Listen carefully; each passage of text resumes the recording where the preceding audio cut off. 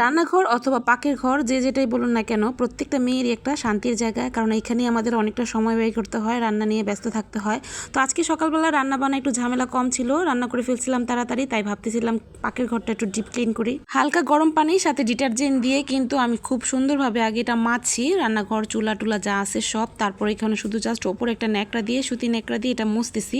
তো একদম কিন্তু ক্লিন হয়ে গেছে, তেল চিটচিটে ভাবটাও চলে গেছে। আর এরকম পরিষ্কার থাকলে কিন্তু রান্না করতেও ভালো লাগে। রান্নাঘরের টাইলস এবং এই চুলা সবকিছু পরিষ্কার করার পর ভাবতেছিলাম আমার সাইডের যে বয়মগুলো আছে সেগুলো পরিষ্কার করতে হবে। তো এগুলো সব কিছু আগে নামিয়ে এনেছিলাম, তো এইগুলো পরিষ্কার করে এখন রাখতেছি, সেটাই দেখাইতেছি আপনাদেরকে। আর শুধু আমি না, প্রত্যেকটাই রুচিশীল আপুরা কিন্তু রান্নাঘরটা সবসময় পরিষ্কার রাখে, আর আমার কাছে দেখতেও ভালো লাগে। আর আমরা যারা ভিডিও তৈরি করি রান্নাঘরটা তো ঘুম থেকে উঠে আগে মানে হালকা পরিষ্কার করে নিই, হয়তো ডিপ ক্লিন সপ্তাহে বা 15 দিনে একবার করা হয়, আর এমনি নর্মাল পরিষ্কার কিন্তু প্রতিদিনই করা হয়। আর আমরা বাঙালিরা কোনো ডিব্বা কিন্তু ফালাই না, এই যে দুধের ডিব্বা, হরলিক্সের ডিব্বা, সব কিছুর ভিতরে একটা না একটা কিছু পাইবেন। আর আইসক্রিমের ডিব্বার ভিতরে তো আদা রসুন ফ্রিজের ভিতরে থাকে মাস্ট, এটা তো সব সময়ের জন্য। আর আমি তো জেলির কাঁচের ডিব্বা দিয়েও ফালাই না, সব কিছুর ভিতরে একটা না একটা ঢুকায় খেয়ে দেই। এদিক দিয়ে ডিব্বা ডাব্বা রাখার জন্য ঘরে জায়গা নাই, কিন্তু আবার ফালাইতেও মন চায় না। এই থাকটা শুধুমাত্র আমার জন্য, আমার চা, এখানে চা পাতি, চিনি আর দুধ, যেহেতু প্রতিদিন সকাল বিকাল এটা বানাইতেই হয়, তার জন্য মাঝখানে এটা রেখে দিলাম। আর নিচের থাকে রেখে দিলাম এই যে ডাল অনেক রকমের ছিল, সেগুলো রাখার আর জায়গা হতেছিল না, অন্য জায়গায় রাখছি ছেলের সুজি আর ছেলের জন্য চিনি।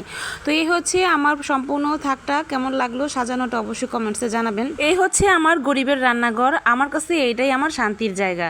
হলুদ মরিচের গুঁড়া আমি একটা জারি রেখে দিই, সব কিছু মিলিয়ে আলাদা আলাদা আর পট করতে হয় না, তাহলে ঝামেলাটা একটু কম লাগে। তো যাই হোক, সব কিছু আমি সাইডে গুছগাছ করে রাখতেছিলাম, এগুলো সব কিছু ওয়াশ করছি, তারপরে এখানে কুচিয়ে শুধু রাখতেছি। ঢাকা শহরে ভাড়া বাসায় এই ছোট্ট একটু রান্নাঘরটা যেভাবে আমার সাধ্যের মধ্যে ভাবে আমি রাখি, তো এতটুকু আমার ভালো। নিজের বাড়িও নাই, জীবনে মনে বাড়ি করতেও পারুম না, আর ওরকম ভাবে হইবও না, যা আছে তাই মানুষের বাড়িতে গুছগাছ করে থাকে। আমি যখন এগুলো পরিষ্কার করতেছি, আমার জামাই এসে বলতেছে, এই মানুষের বাসায় এত পরিষ্কার করা লাগবে না, নিজের বাড়ি করলেই তখন দেখুন না কত পরিষ্কার করতে পারো।